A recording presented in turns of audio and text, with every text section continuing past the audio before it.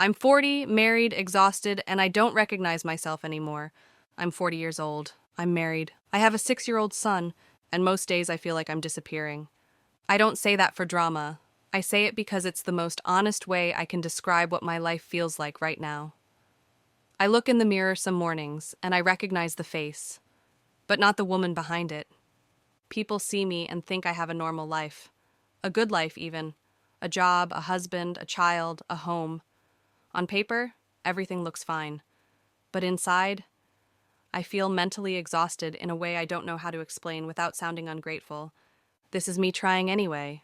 Every morning starts the same. My alarm goes off before the sun is fully up. I lie there for a few seconds, staring at the ceiling, already tired before the day even begins. My mind immediately starts racing.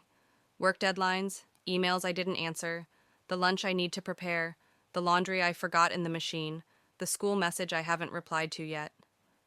And before I even sit up, I already feel behind. I get up quietly so I don't wake my son. The apartment feels smaller than it used to. It didn't always feel this cramped, this tight, this overwhelming. But after my son was born, it's like the walls slowly moved closer. Toys everywhere, backpacks by the door, shoes that never seem to stay in pairs. I love my son. I really do.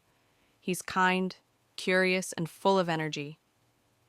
Sometimes he wraps his arms around my neck and tells me I'm the best mom in the world.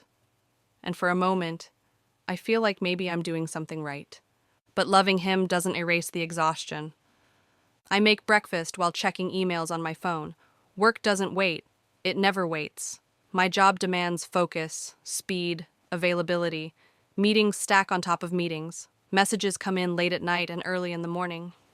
And even when I'm not officially working, my brain never turns off. I'm always thinking about work. By the time my son wakes up, I'm already mentally drained. He talks to me while I'm pouring cereal, telling me about a dream he had or something funny that happened at school. I smile. I nod. I respond. But inside I feel guilty because part of me is somewhere else, already worrying about the day ahead. My husband leaves early. He works long hours. He's tired too. I know that. He kisses me goodbye, tells me he loves me, promises we'll have more time together soon. He always says soon. Soon feels like a word that never arrives. Most days, it's just me and my son until the evening. I take him to school, then rush home or to work, depending on the day. When I'm working from home, the house becomes my office, my kitchen, my daycare, my responsibility, all at once. I answer emails while the washing machine runs. I join meetings with a forced smile while my back aches from sitting too long. I plan dinners while typing reports. There is no pause, no real break. By the afternoon, my head feels heavy. It's like my thoughts are moving through thick fog.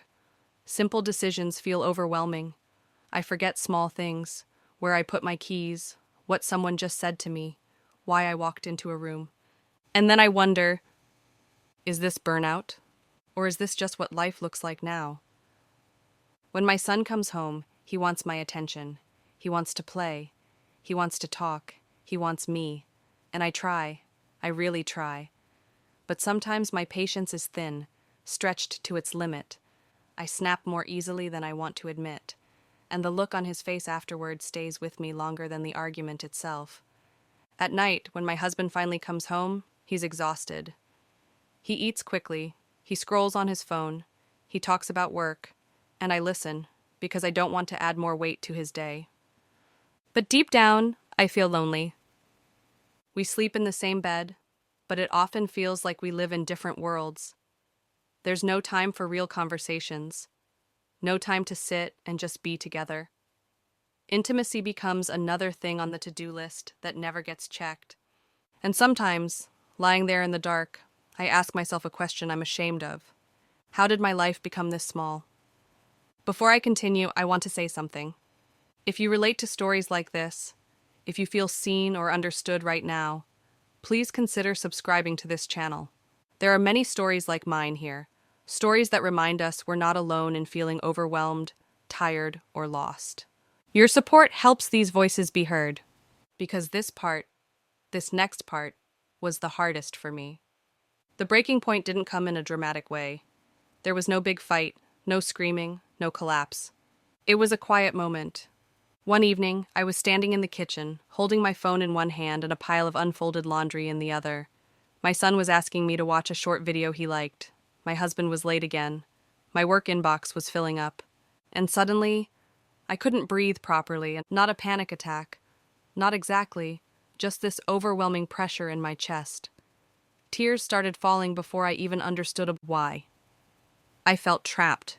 By expectations, by responsibilities, by the version of myself everyone needed me to be. I sat down on the floor and cried silently so my son wouldn't hear.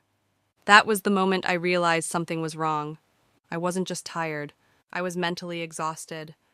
Burned out in a way rest alone wouldn't fix. I had spent years being strong, managing everything, saying I'm fine when I wasn't, believing that if I just tried harder, I'd feel better. But I couldn't try harder anymore. The days after that felt different, heavier, but also clearer. I started noticing how often I ignored my own needs, how rarely I rested without guilt, how much pressure I carried without ever putting it down. I didn't suddenly fix my life. There was no miracle solution. But I started with something small. I admitted, at least to myself, that I needed help. I talked to my husband, not angrily, not accusingly, just honestly. I told him how lonely I felt, how overwhelmed I was, how close I felt to breaking. It wasn't an easy conversation. He didn't fully understand at first, but he listened. That mattered. I started setting small boundaries at work, logging off a little earlier, saying no sometimes. It felt uncomfortable. It still does. But it also feels necessary. I learned that being a good mother doesn't mean being endlessly available, and being a good partner doesn't mean disappearing. Some days are still hard. The exhaustion doesn't vanish overnight. The house is still small. The responsibilities are still there. But I'm learning to breathe again. I'm learning that my life isn't over because it feels heavy right now. That this season, as overwhelming as it is, doesn't define my entire existence. If you're listening to this and you feel the same mental exhaustion, the same quiet burnout, I want you to know something. You are not weak. You are not failing, and you are not alone. Sharing our stories doesn't fix everything, but it reminds us that we're human. And sometimes being heard is the first step toward healing.